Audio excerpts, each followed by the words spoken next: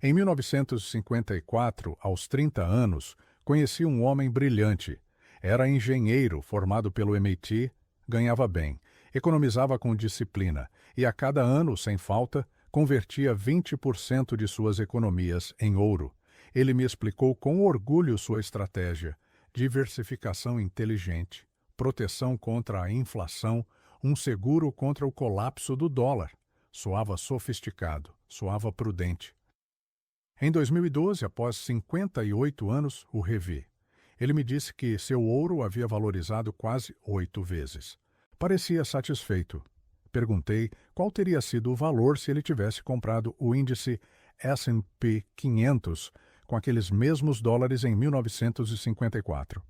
Calculei para ele exatamente 130 vezes mais, não 8 vezes, 130 vezes. Ele silenciou por exatos 3 minutos. Então disse algo que jamais esquecerei. Charlie, acabo de perceber que desperdicei minha vida financeira perseguindo uma segurança imaginária. Ele havia passado dos 8 aos 88 anos. Era tarde demais para recuperar os 58 anos perdidos. Esta conversa resume tudo o que há de errado com o ouro. Não é que o ouro chegue a zero. É que, enquanto você tenta preservar seu valor, o resto do mundo cresce exponencialmente. E quando você envelhece, descobre que uma estratégia de proteção bem-sucedida não difere da pobreza relativa. Porque, nas economias modernas, ficar parado significa retroceder. A inflação devora você. As oportunidades passam ao seu lado. O rendimento composto que você não aproveitou torna-se um fantasma que o persegue até o túmulo. Warren me contou em 2010 sobre um cliente da Berkshire que, em 2008, vendeu todas as suas ações para comprar ouro. O mercado havia desabado 57%. Havia uma atmosfera de pânico total. O Lehman Brothers falira, a AIG colapsara. O sistema financeiro estava congelado. Vender ações e comprar ouro parecia um movimento óbvio. Este cliente ligou para Warren em 2015, gabando-se de que seu ouro subira 40% desde o preço de compra. Warren perguntou: "Você verificou quanto subiram as ações que você vendeu?" O cliente silenciou. As ações vendidas em 2008 haviam subido 180% até 2015, e isso sem incluir os dividendos anuais. Ele ganhou 40%, mas perdeu o lucro de 140% que teria obtido se não fizesse nada. O custo de refugiar-se na segurança pelo pânico foi 3,5 vezes maior que o lucro realizado. Deixe-me mostrar algo sobre o timing que derruba completamente a narrativa do ouro. Os vendedores sempre dizem: compre ouro agora, antes que seja tarde demais. É sempre agora. Em 1970 disseram agora, em 1980 disseram agora, em 2008 disseram agora, em 2020 disseram agora, em 2026 continuam dizendo agora. É sempre urgente, é sempre o último momento.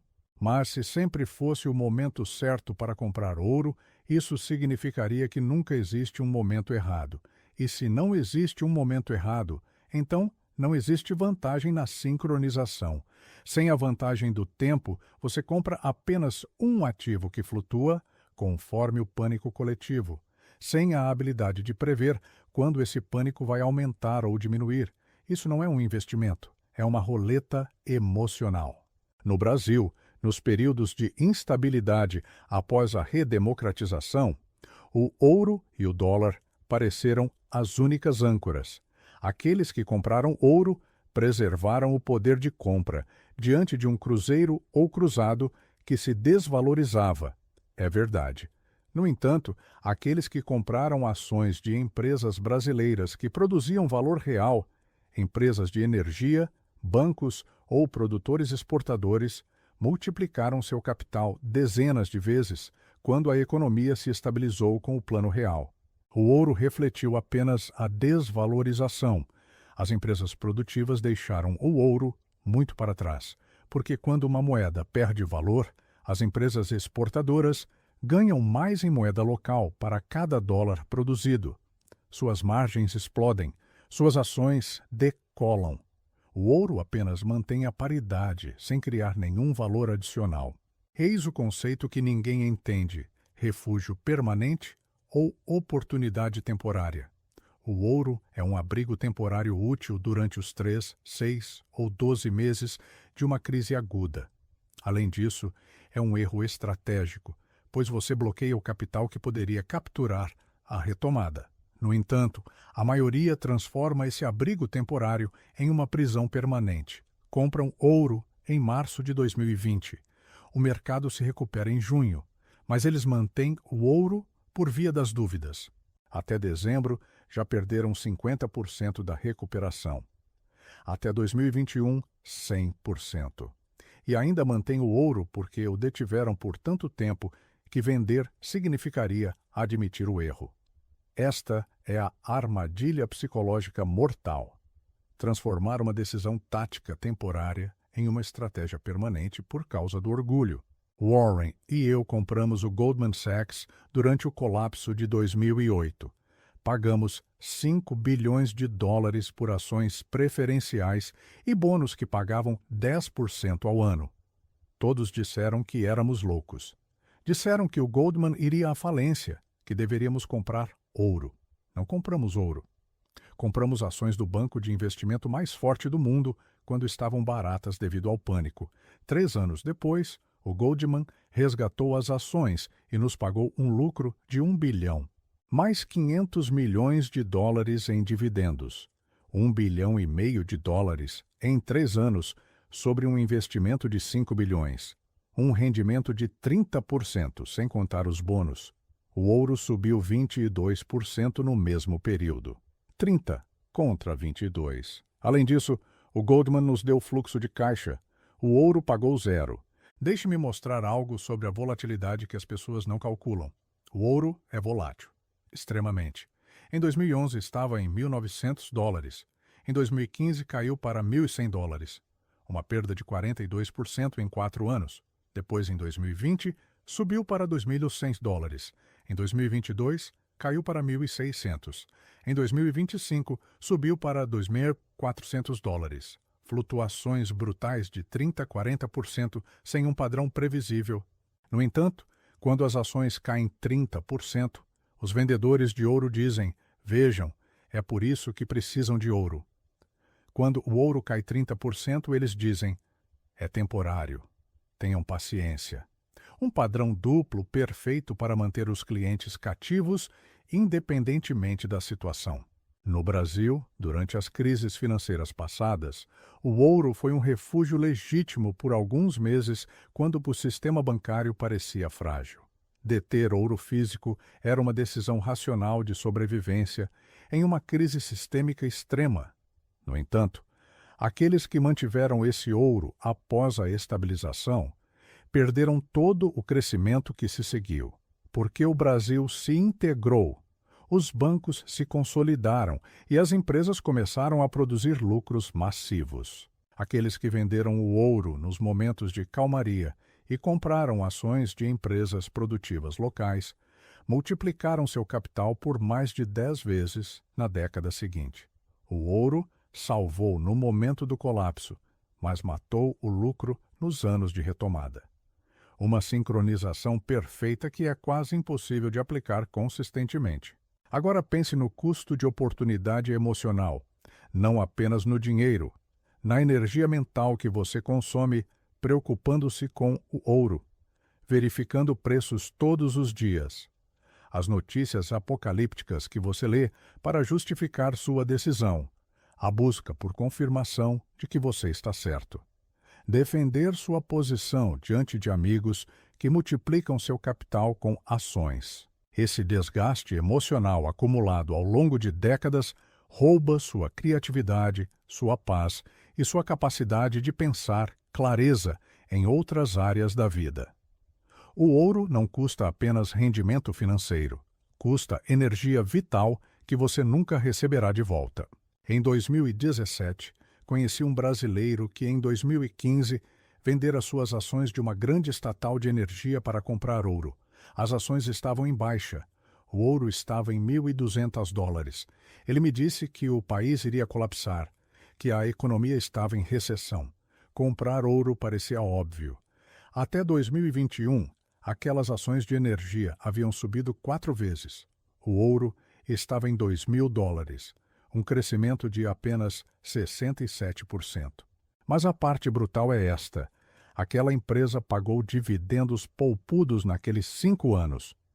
Incluindo os dividendos, o rendimento total das ações foi de mais de 6 vezes. O ouro, menos de 2 vezes. O erro não foi a análise econômica pessimista, mas a conclusão de que uma análise ruim exige a fuga para o ouro em vez da busca por empresas baratas, que se beneficiarão da recuperação inevitável. Warren me ensinou em 1990 algo que aplico até hoje. Ele disse: Charlie, quando todos correm para o abrigo, nós corremos para a oportunidade. Quando todos compram ouro, nós compramos a empresas. Quando todos vendem a empresas, se tivéssemos, venderíamos ouro. Esta atitude contrariana sistemática não é teimosia. É a compreensão matemática de que os mercados reagem exageradamente. A compreensão de que o pânico extremo cria preços absurdos. A compreensão de que o valor intrínseco de empresas sólidas não cai 50% só porque o mercado caiu 50%.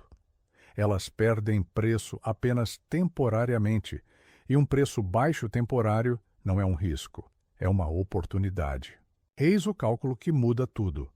Suponha que você tenha 20 anos e comece a investir hoje com 10 mil euros. Primeiro cenário: investe tudo em ouro. Historicamente, com um rendimento anual de 8%, após 45 anos, você chegará a 319 mil euros. Segundo cenário, investe tudo em ações. Com 10% ao ano, você chegará a 728 mil euros. Uma diferença de 409 mil euros. Mas a parte chocante é esta. Esses 409 mil euros perdidos representam exatamente 40 vezes o seu investimento original. 40 vezes. Apenas para se sentir seguro com um metal inanimado, você presenteou o mercado com 40 vezes o seu capital inicial. Esta é a matemática do medo. No entanto, a matemática do medo tem camadas mais profundas. Não se trata apenas do capital perdido 40 vezes, mas da corrente de consequências que se segue. Aos 65 anos, com 319 mil euros em ouro, assumindo que você precise de 40 mil euros por ano para viver e que haja uma inflação de 3%, seu ouro acabará em aproximadamente 11 anos. Aos 76 anos, você não terá mais nada. Em contrapartida, os 728 mil euros em ações, se pagarem um dividendo de 2%, oferecem 14.500 euros anuais sem tocar no capital. Não é o suficiente para viver totalmente, mas é um fluxo de caixa infinito. Mais importante, o capital continua crescendo. Aos 76 anos, com um crescimento de 6% ao ano, esse capital valerá mais de 1 milhão de euros. Com o ouro, sua herança será zero. Com as ações, deixará uma fortuna em crescimento. Esta é a diferença entre uma linhagem que morre pobre e uma que constrói um império. No Japão, durante as décadas perdidas dos anos 90 e 2000, o ouro parecia a resposta óbvia. Deflação permanente. Uma bolsa que ficava parada por 25 anos. Uma economia zumbi. No entanto, aqueles que compraram empresas japonesas que obtinham receitas fora do Japão e exportavam, multiplicaram seu capital. Toyota, Sony, Nintendo, todas eram empresas globais que não dependiam da economia interna. Em ienes, o ouro registrou um crescimento modesto durante a deflação, mas não produziu nenhum iene adicional. As empresas exportadoras, porém, pagaram dividendos em ienes que preservaram seu poder de compra global. Refugiar-se no ouro durante a deflação significa ignorar o fato de que as melhores empresas são máquinas de fluxo de caixa que funcionam independentemente do ciclo econômico local. Vamos falar sobre os custos ocultos que ninguém menciona. O imposto sobre ganho de capital no ouro.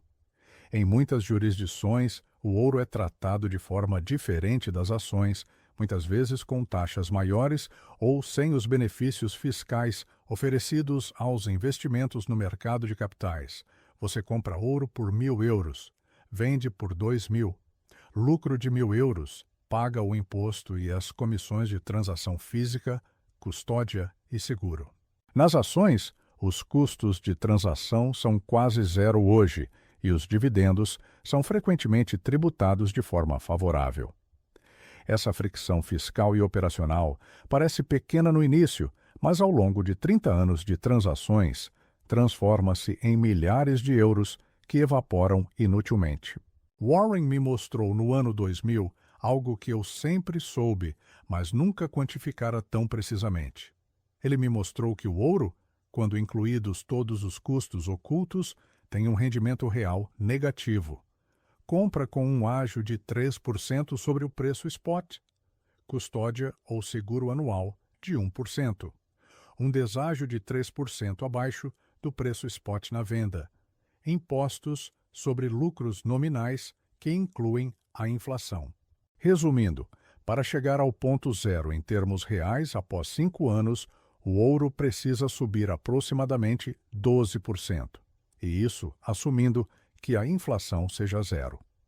Com uma inflação anual de 3%, o ouro deve subir 26% em 5 anos apenas para preservar seu poder de compra. É necessário um rendimento anual de 5,2% antes de ganhar um único centavo real. Enquanto isso, um fundo de índice com custo anual de 0,03% começa a produzir rendimento real desde o primeiro dia. Em 1980, quando Paul Volcker elevou as taxas de juros para 20% para matar a inflação, o ouro desabou de 850 para 300. Investidores que compraram no pico de 1980 perderam nominalmente 65% durante 20 anos, mas a verdadeira tragédia não foi essa perda, foi o custo de oportunidade. Naqueles mesmos 20 anos, de 1980 a 2000, o S&P 500 subiu exatamente 17 vezes. 17 vezes. Aqueles que salvaram seu capital no ouro no início dos anos 80 perderam a maior criação de prosperidade da história do mercado americano. A Revolução Tecnológica, a globalização, a queda do Muro de Berlim, a mais longa expansão econômica registrada. Perderam tudo porque apostaram no medo do colapso de tudo e jogaram contra a capacidade humana de criar valor. Deixe-me contar sobre um erro que cometi em 1973. Não comprei ouro, mas pensei nisso. A inflação crescia. Nixon fechara a janela do ouro 2 anos antes. O sistema de Bretton Woods colapsara. O dólar flutuava sem lastro. Todos os sinais indicavam caos monetário. Warren me ligou e perguntou: Charlie, que problema você resolve ao comprar ouro? Eu disse: protejo meu poder de compra contra a inflação. Ele me respondeu: mas e se você comprar empresas que podem aumentar os preços mais rápido que a inflação? Essas empresas não apenas protegem, elas criam. Não comprei ouro. Comprei fatias de empresas com poder de precificação. Na década seguinte, enquanto o ouro flutuava descontroladamente, essas empresas me pagaram, a cada ano, dividendos crescentes que superaram a inflação. O ouro protegeu nominalmente. As empresas multiplicaram realmente. Agora pense na liquidez de emergência. Os vendedores de ouro dizem: você precisa de ouro para emergências. O dinheiro falha, os bancos fecham, o ouro sempre tem valor. Uma lógica atraente na superfície. Mas pergunte-se, de quantas onças de ouro você precisa para uma emergência? 10? 20? 100? E como você o usará quando essa emergência surgir? Vai raspar pedaços pequenos para comprar comida? Vai procurar um comprador que lhe ofereça um preço justo no meio do caos? Em emergências reais, você precisa de dinheiro vivo, de cartões de crédito que funcionem. de acesso a sistemas de pagamento digitais. O ouro não é útil a menos que você possa trocá-lo. E trocá-lo em emergência significa vendê-lo a preços de desespero no pior momento. A liquidez do ouro é uma ilusão que evapora exatamente quando você mais precisa dela. Em 2008, vi algo que confirmou tudo. Vi pessoas tentando vender ouro físico durante o colapso. As casas de penhores ofereciam 50% abaixo do preço spot. Os compradores aproveitavam-se do pânico. Aqueles que precisavam de dinheiro urgente foram forçados a trocar seu ouro a 700, quando o preço spot era de 1.000. Uma perda de 30% apenas pela necessidade de liquidez instantânea. Enquanto isso, aqueles que tinham ações em contas de corretora puderam vender instantaneamente ao preço de mercado, com uma comissão de poucos dólares. A vantagem suposta da tangibilidade física do ouro transformou-se em uma desvantagem brutal exatamente no momento em que a liquidez era essencial. Warren me perguntou em 2012 algo que me pôs a pensar por meses. Ele disse: Charlie, se o ouro é um seguro contra o colapso do dólar, por que é negociado em dólares? Se o dólar colapsar, quantos dólares custará uma onça de ouro? Um número infinito de dólares sem valor. O ouro não tem preço em uma moeda que colapsou em um colapso real da moeda. Tem apenas valor de troca. E o valor de troca depende de encontrar alguém que tenha o que você precisa e queira o seu ouro.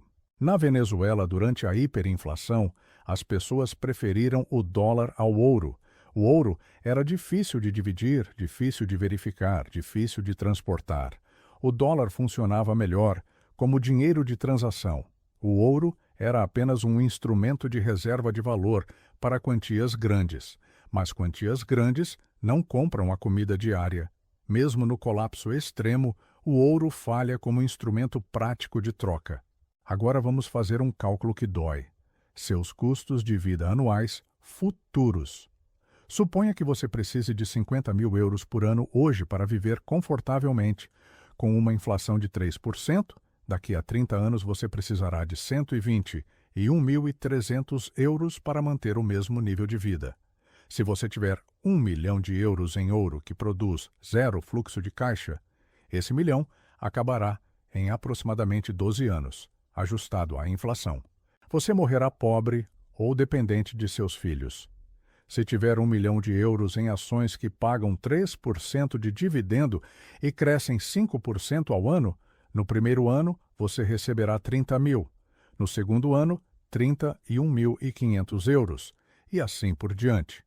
Em 20 anos, os dividendos anuais superarão os 50.000. O capital permanece intacto. Você pode viver da renda sem diminuir o capital. Esta é a diferença matemática entre uma morte digna e uma morte dependente. Em 91, durante o desmembramento da União Soviética, o ouro subiu na expectativa do caos. Mas aqueles que compraram empresas do leste europeu privatizadas a preços de liquidação durante o colapso multiplicaram seu capital por 100 vezes, em alguns casos por 1.000 vezes. Gigantes de recursos e energia. Eram empresas que não valiam quase nada durante o colapso comunista. O ouro refletiu o medo. As empresas produtivas capturaram a reconstrução completa de uma economia continental. Sim, foi arriscado. Sim, muitas empresas faliram, mas um portfólio diversificado de 10 dessas empresas multiplicou o capital mais do que todo o ouro do planeta. Vamos falar sobre herança, um assunto que ninguém calcula. O imposto sobre herança entre ouro e ações. Em muitos sistemas jurídicos, o ouro físico deixado de herança pode ser um problema administrativo e fiscal. Se seu pai comprou ouro a 500 e morreu quando estava a 2.000 dólares, sua base de custo é ajustada, mas sua venda física ainda envolve aquelas comissões altas. Em ações, você herda um portfólio com base de custo ajustada ao valor de mercado do momento do óbito. Pode vendê-lo a qualquer momento. O sistema fiscal é desenhado para ativos produtivos, não para metais especulativos. Cada regra fiscal penaliza o ouro e favorece os investimentos produtivos. E essas penalidades acumuladas ao longo das gerações destroem sistematicamente a riqueza da família. Em 2020, no pico do pânico causado pela pandemia, o ouro atingiu $2.069 por onça em agosto. Os vendedores proclamaram a vitória final: o fim do dólar, o colapso do sistema, uma nova era do ouro. 6 meses depois, o ouro caíra para 1.600. Em contraste, as ações tecnológicas haviam explodido a níveis recorde. Apple, Microsoft, Amazon, Google, todas as empresas que possibilitaram o trabalho remoto, o comércio digital e o entretenimento doméstico multiplicaram seu valor durante a pandemia. O ouro refletiu apenas o pânico de março a agosto. Depois, adormeceu. As empresas que resolveram problemas reais multiplicaram-se por anos. Resolver problemas multiplica o capital. Refletir o medo apenas flutua o preço temporariamente. Warren e eu observamos ao longo das décadas que os compradores de ouro têm um perfil psicológico específico. Não confiam nas instituições, acreditam em conspirações monetárias, leem constantemente sobre colapsos futuros, passam horas em fóruns prevendo o apocalipse. Essa mentalidade não afeta apenas suas decisões de investimento, afeta toda a sua vida. Vivem em um estado permanente de ansiedade antecipatória. Não conseguem desfrutar o momento presente porque esperam sempre o colapso futuro. E quando o colapso não vem, racionalizam, dizendo que está apenas adiado. Esta é uma prisão mental autoimposta que rouba sua paz por décadas. O ouro não custa apenas dinheiro. Custa a qualidade emocional da vida, que você nunca receberá de volta. Agora, pense no efeito de rede, Network Effect. Quando você compra ações da Microsoft, beneficia-se do fato de que 3 bilhões de pessoas usam Windows, Office e Azure. Cada usuário adicional aumenta o valor da sua parte. Efeito de rede positivo. Quando você compra ouro, cada comprador adicional apenas empurra o preço para cima temporariamente, sem criar um novo valor fundamental. Mercadorias inanimadas não têm efeito de rede. Existe apenas oferta e demanda emocional que flutua sem construir uma base adicional. Essa diferença entre um ativo com efeito de rede em crescimento e um sem explica por que a Microsoft subiu 1000 vezes desde 86, enquanto o ouro subiu apenas 6 vezes. Em 1974, meu vizinho vendeu sua casa para comprar ouro, literalmente. Vendeu sua casa por $40 mil e comprou ouro a $180. Ele me disse: Charlie, a moradia é uma armadilha do governo. O ouro é a verdadeira liberdade. Em 1980, o ouro caíra para 350. Se tivesse mantido sua casa, ela valeria $120 mil. Seu ouro valia $77 mil. Perdeu 43 mil. Mas o pior não foi isso. O pior foi que ele teve que pagar aluguel durante 6 anos. No total, pagou $36 mil de aluguel. Custo total de sua decisão, $79 mil. Quase o dobro do que investiu. E tudo isso porque confundiu liberdade financeira com a detenção de um metal que não produz nada. Deixe-me mostrar a diferença entre ouro e terra. Ambos são tangíveis. Ambos são limitados, mas apenas um produz. 100 hectares de terra agrícola no Brasil valiam uma quantia modesta há 30 anos. Essa terra produziu grãos, ofereceu renda anual. O valor da terra subiu enormemente. A terra produziu renda acumulada e hoje vale dezenas de vezes mais. O ouro comprado com a mesma quantia há 30 anos registrou um crescimento nominal, mas gerou zero renda em todo esse tempo. A terra deixou o ouro muito para trás no valor total criado. Mais do que isso, alimentou pessoas, ofereceu empregos, sustentou comunidades. O ouro apenas ocupou um cofre e esperou por um comprador assustado. Em 2018, durante a guerra comercial entre EUA e China, o ouro subiu porque os investidores esperavam o caos.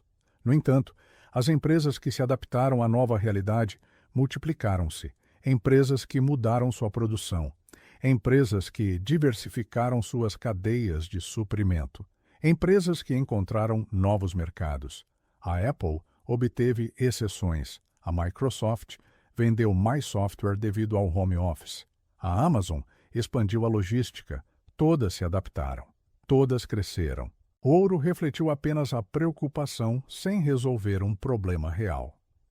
A adaptação cria valor. A preocupação apenas consome energia sem produzir nada. Warren me contou em 2021 sobre um fundo de pensão que detinha 10% de ouro desde o ano 2000. Perguntou-me quanto eu achava que aquela parte de 10% lhes custara em lucro perdido. Calculamos juntos. De 2000 a 2021, aquela parte de 10% investida no S&P 500 teria se multiplicado aproximadamente 4,5 vezes. No ouro, multiplicou-se 3,2 vezes, uma diferença de 1,3 vezes o capital inicial daquela parte de 10%. Para um fundo de 10 bilhões de dólares, aquela parte de 10% significava $1 bilhão. Perderam 300 milhões de dólares de lucro em 21 anos. 300 milhões de dólares que poderiam ter pago aposentadorias para milhares de pensionistas adicionais. No entanto, o conselho de administração do fundo sentiu-se prudente, diversificando com ouro, uma prudência que custou quase 300 milhões de dólares de prosperidade humana real. Agora vamos falar sobre a volatilidade diária que ninguém menciona. O ouro flutua 3, 4 ou 5% em um único dia, sem uma notícia específica. Apenas porque os traders especulam. Você compra ouro a $2.000, no dia seguinte cai para 1.950. Uma perda de 2,5% em 24 horas, sem um motivo fundamental. Essa volatilidade força você a verificar constantemente os preços. Cria ansiedade. Faz você questionar sua decisão. Enquanto isso, suas ações em uma empresa estável podem cair 2% em um dia. Mas você sabe que aquela empresa continua vendendo produtos essenciais, continua produzindo fluxo de caixa, continua pagando dividendos. A volatilidade em empresas produtivas é ruído. A volatilidade no ouro é o único sinal existente, pois não tem outro fundamento além da especulação. Warren me ensinou em 2009 algo contraintuitivo. Ele disse: Charlie, o melhor momento para não deter ouro é logo após uma crise, porque após uma crise, os ativos produtivos estão nos menores níveis. Se você tem ouro após uma crise, significa que detém um metal caro porque acabou de subir. Se vende esse ouro para comprar empresas, paga imposto sobre o lucro. Se não o vende, mantém um ativo que já subiu, enquanto as empresas produtivas estão em promoção. É a pior das posições. Você termina com uma alocação de ativos exatamente oposta à ideal. Após uma crise, deveria ter 0 ouro e 100% empresas, mas a maioria tem o máximo de ouro e o mínimo de empresas. Fizeram tudo errado no momento da decisão. Em 1988, um investidor institucional comprou $100 milhões em ouro como proteção. Manteve-o por 30 anos até 2018. Nesse período, o ouro subiu aproximadamente 2,7 vezes. 100 milhões tornaram-se 270 milhões. Isso parece um ganho respeitável. No entanto, o S&P 500 subiu 27 vezes nesses 30 anos. 100 milhões de dólares teriam se tornado 2 bilhões e 700 milhões de dólares. Uma diferença de 2 bilhões 430 milhões de dólares. Esse investidor institucional, pago para ser um fiduciário prudente, custou a seus clientes uma perda de prosperidade de mais de 2 bilhões de dólares, porque manteve uma proteção que nunca foi necessária em 30 anos de crescimento econômico global. Deixe-me mostrar algo sobre o poder de compra real que derruba todo o argumento do ouro. Em 1980, uma onça de ouro comprava aproximadamente 80 barris de petróleo.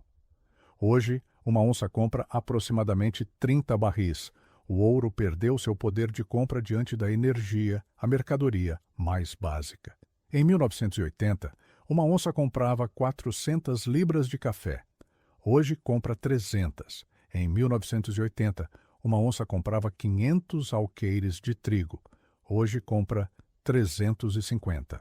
O ouro protegeu em função de dólares nominais, mas perdeu diante das mercadorias produtivas de que a humanidade realmente precisa. Se sua estratégia é proteção, você está se protegendo contra a métrica errada. Precisa proteger seu poder de compra contra as coisas reais, não contra a moeda fiduciária.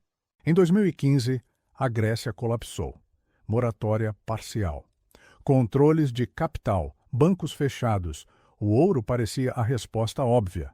Mas aqueles que compraram ações de empresas exportadoras gregas, que obtinham receitas em euro fora da Grécia, multiplicaram seu capital por 5 vezes quando a economia se estabilizou em 2017. Empresas marítimas gregas, empresas de turismo, empresas de tecnologia que vendiam serviços no mundo inteiro. Todas se beneficiaram do colapso porque seus custos na Grécia caíram, enquanto suas receitas externas permaneceram estáveis. O ouro refletiu apenas o pânico local. Não pôde capturar a vantagem competitiva que o colapso criou para as empresas com receitas globais. Warren me perguntou em 2016 algo que resume tudo. Ele disse: Charlie, se você tivesse que explicar a diferença entre ouro e ações a um jovem de 18 anos em uma única frase, o que diria? Eu respondi: o ouro é uma aposta de que a humanidade falhará. As ações são uma aposta de que a humanidade se desenvolverá. Escolher entre eles significa escolher entre pessimismo e otimismo quanto ao futuro da civilização. E ao longo de toda uma história registrada, apostar contra a humanidade tem sido um erro caro. Apostar nela com paciência e disciplina é o investimento mais lucrativo existente. Agora pense no legado que você deixa, não apenas no dinheiro, nos valores. Quando seus filhos o veem refugiando-se no ouro a cada crise, aprendem que a fuga é a resposta. Aprendem que a desconfiança nos sistemas é sabedoria. Aprendem que o pessimismo é prudência. Esses valores os acompanham por toda a vida. Empobrecem-nos não apenas financeiramente, mas emocionalmente, porque viverão em uma defesa permanente e esperarão colapsos que nunca vêm. Por outro lado, quando vêm comprando empresas produtivas na crise, aprendem que as oportunidades existem dentro do caos. Aprendem que criar é superior a proteger. Aprendem que a matemática vence as emoções. Esta lição é infinitamente mais valiosa que qualquer herança monetária. Porque você lhes ofereceu não um metal que se consumirá em 2 gerações, mas uma mentalidade que produz prosperidade eterna. Em 2019, antes da pandemia, o ouro estava em $1.400. Em agosto de 2020, subiu para 21 centos. Depois, em 2021, caiu para 1650. Depois, em 2022, chegou a 2.000. Depois, em 2023, caiu para 1800. Depois, em 2025, subiu para 2.400. 5 flutuações grandes em 6 anos, sem um padrão previsível. Impossível de sincronizar. Impossível de manter compás. Nesse período, a Apple subiu de 200 para 400. A Microsoft de 150 para 450. A Amazon de 1.800 para 3.400. Tendência clara, fundamentos claros. Produtos reais que produzem receitas reais. O ouro flutua com o pânico. As empresas crescem criando valor.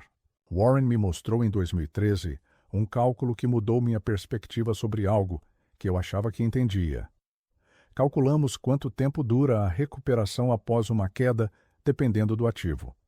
Quando o ouro cai 50%, é necessária uma alta de 100% para a recuperação.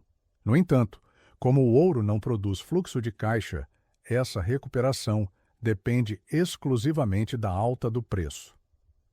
Historicamente, leva entre 8 e 15 anos para o ouro compensar quedas de 50%. De 1980 a 1995. De 2011 a 2020. 15 anos de capital congelado esperando pela recuperação. Se uma empresa cai 50%, mas continua pagando um dividendo de 3% ao ano, esses dividendos aceleram a recuperação. Você não precisa de uma alta de 100% no preço. Uma alta de 75% é suficiente, porque os dividendos acumulados cobrem o resto. Recuperação média, entre 5 e 7 anos, metade do tempo. Em todos esses anos, você obteve renda. O ouro não precisa apenas de mais tempo para se recuperar. Ele deixa você sem fluxo de caixa durante todo o tempo de espera. No ano 93, um investidor que eu conhecia vendeu suas ações de uma rede global de varejo para comprar ouro. As ações estavam em um nível modesto, ajustado a desdobramentos.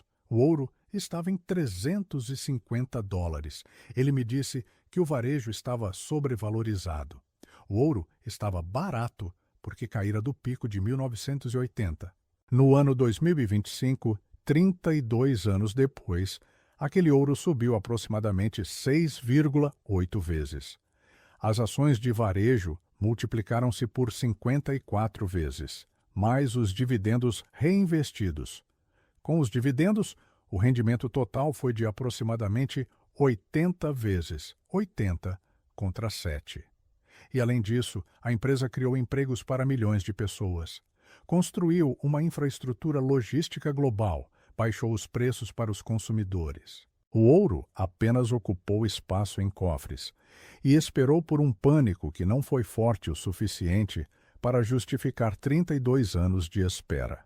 Agora, deixe-me mostrar a correlação inversa que os vendedores exploram. Eles dizem: quando as ações caem, o ouro sobe. Diversificação perfeita. No entanto, essa correlação inversa funciona apenas durante as semanas ou meses de uma crise aguda. Ao longo das décadas, a correlação desaparece. Nos anos 90, as ações subiram 400%. O ouro caiu 20%. Correlação inversa negativa para o comprador de ouro. Nos anos 2000, ambos subiram. Correlação positiva que não ajuda na diversificação. Nos anos 2010, as ações subiram 300%. O ouro flutuou sem direção. Correlação zero. A suposta correlação inversa que justifica deter o ouro existe apenas em intervalos de tempo selecionados que sustentam a narrativa do vendedor. Warren e eu observamos que os países mais ricos não são os que detêm mais ouro. Aqueles que detêm as empresas mais produtivas são os mais ricos. Os EUA têm grandes reservas de ouro, mas não são ricos por causa do ouro. São ricos porque detêm Apple, Microsoft, Google, Amazon e Berkshire, milhares de empresas que produzem trilhões de dólares de valor anualmente. A Suíça tem menos ouro que a Itália, mas é mais rica porque detém Nestlé, Roche e Novartis, empresas globais farmacêuticas e alimentícias.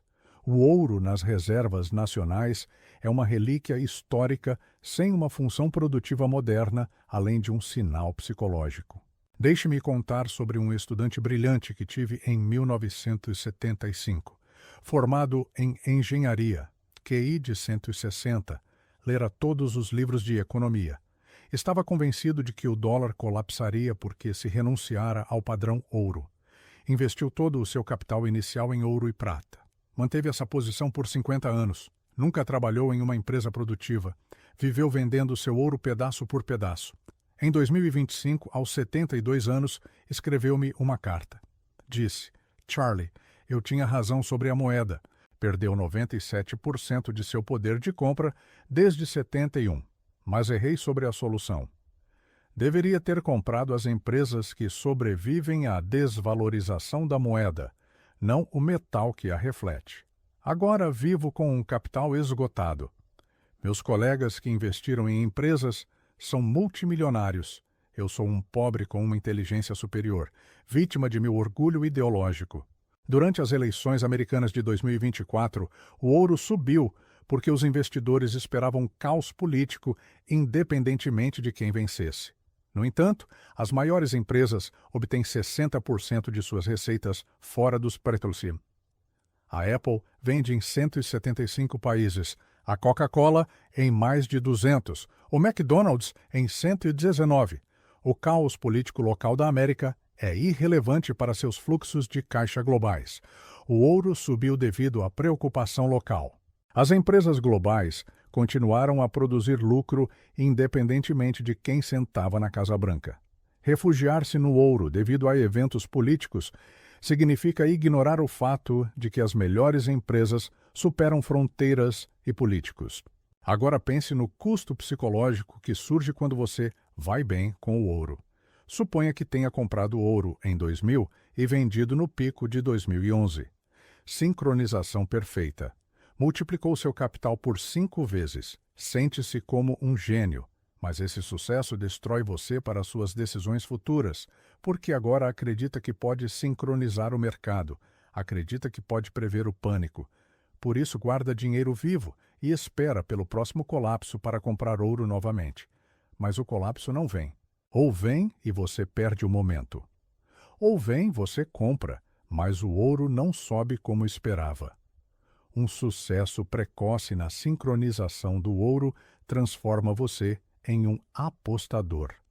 Enquanto isso, seus amigos que compram e mantêm empresas produtivas acumulam uma prosperidade constante, sem drama.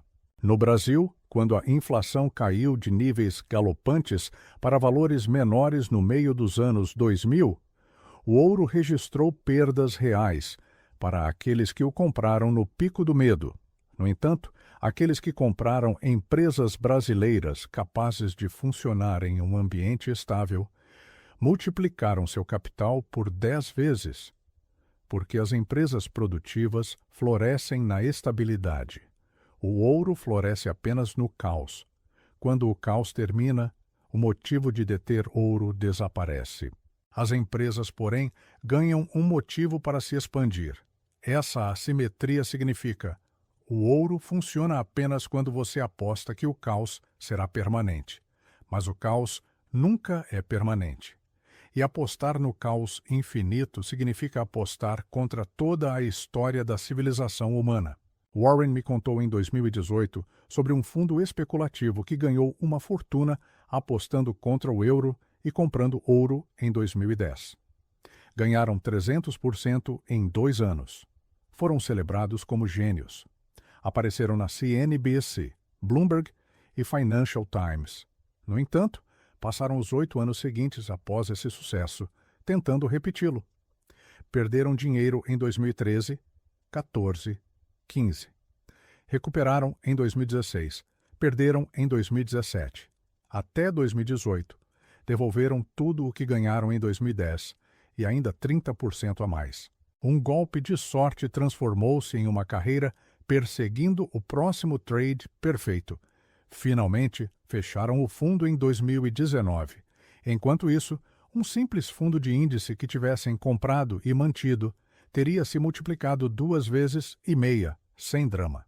Deixe-me mostrar o erro de sobrevivência nas narrativas do ouro. Os vendedores mostram os casos em que o ouro salvou fortunas. Alemanha, 1923, Zimbábue, 2008, Venezuela, 2017. Mas nunca mencionam os 100 países onde não houve hiperinflação e o ouro teve rendimentos brutalmente baixos nos mesmos períodos. USA, desde 1930.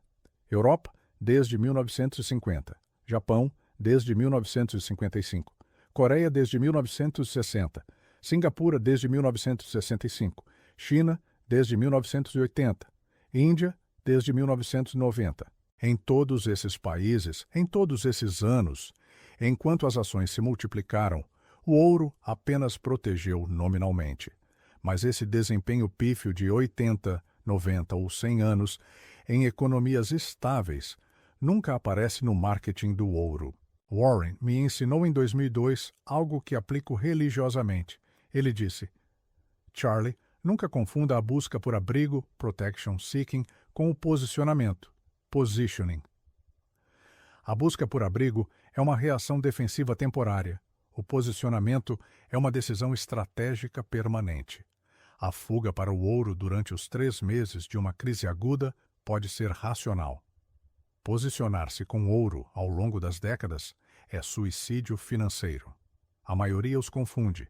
Compram ouro como abrigo e o transformam em uma posição permanente porque têm vergonha de admitir que o abrigo não é mais necessário. Porque não admitem um erro de sincronização. Terminam com 30 anos de capital estéril por causa do orgulho. Deixe-me mostrar algo sobre as empresas mineradoras de ouro. Isso destrói o argumento de que o ouro é um investimento. As mineradoras que tiram o metal da terra tiveram, ao longo das décadas, um desempenho pior que o ouro físico. Por quê? Porque operar uma mina exige capital, trabalho, energia, licenças e gestão. Tudo isso consome mais valor do que cria. Se as empresas que produzem ouro perdem para o próprio ouro, isso significa que o ouro é um negócio ruim. E se produzi-lo é um negócio ruim, por que detê-lo seria um bom investimento? A lógica desmorona em si mesma.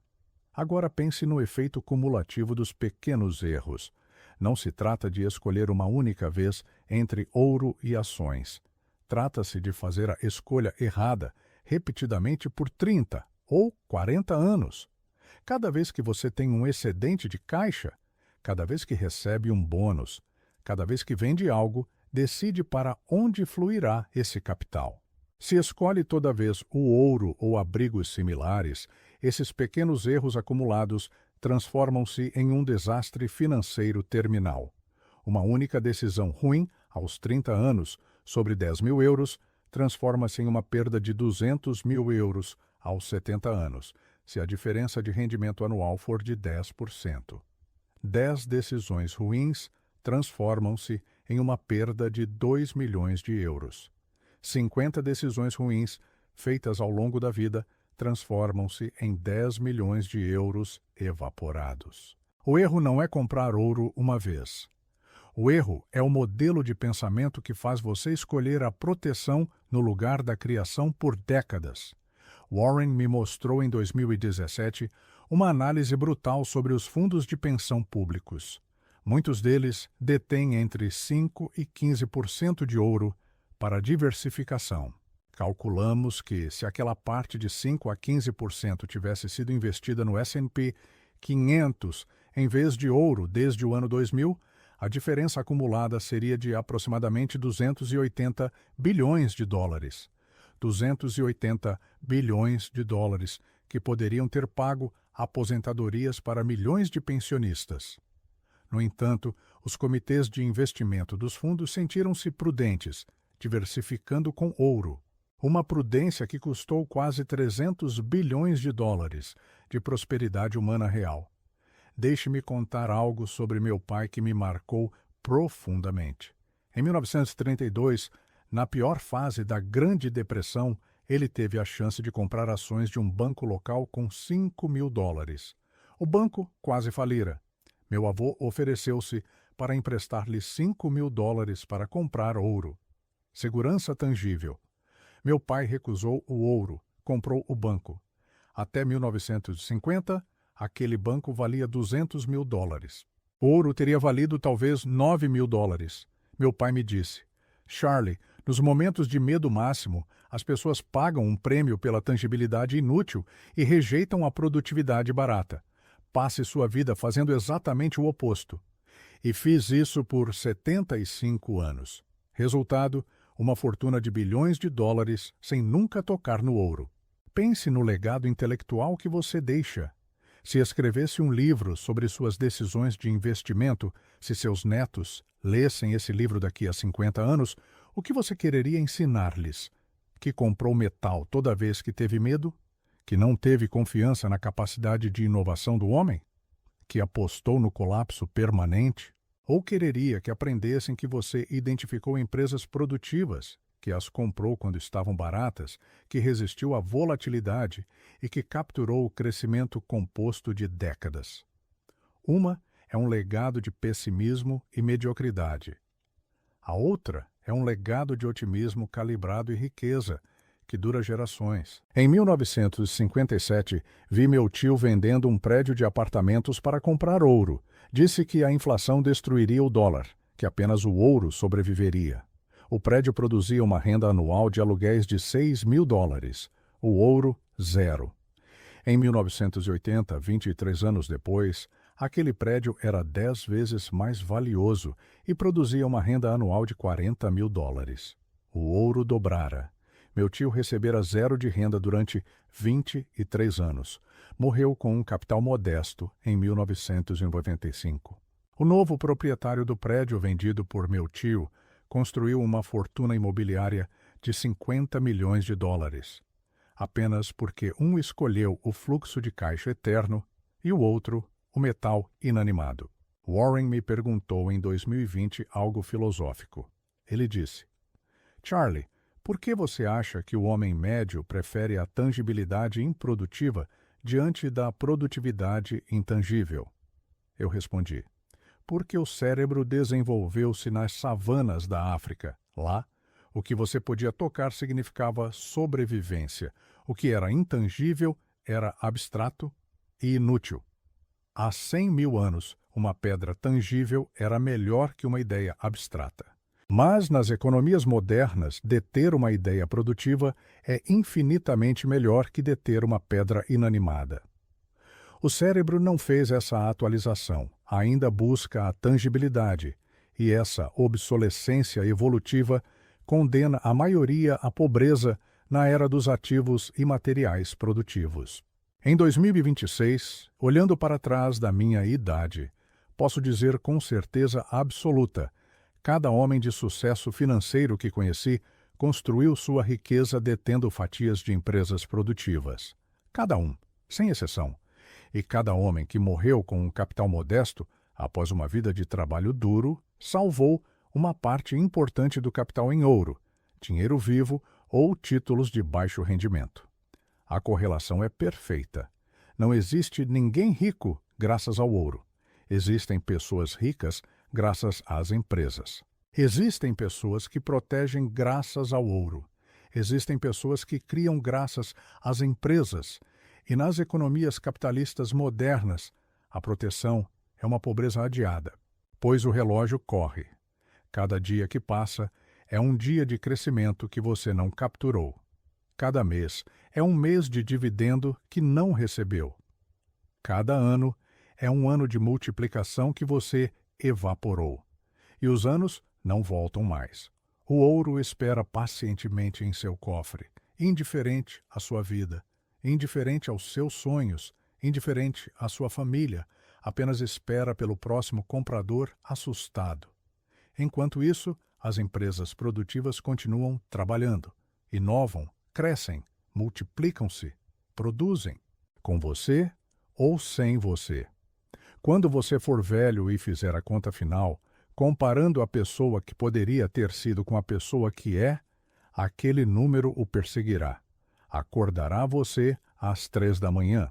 Fará você questionar cada decisão, porque aquele número não é abstrato. São os anos da sua vida em que trabalhou à toa. É a qualidade de vida que você sacrificou. É o legado que não deixou. É uma lenda que você evaporou.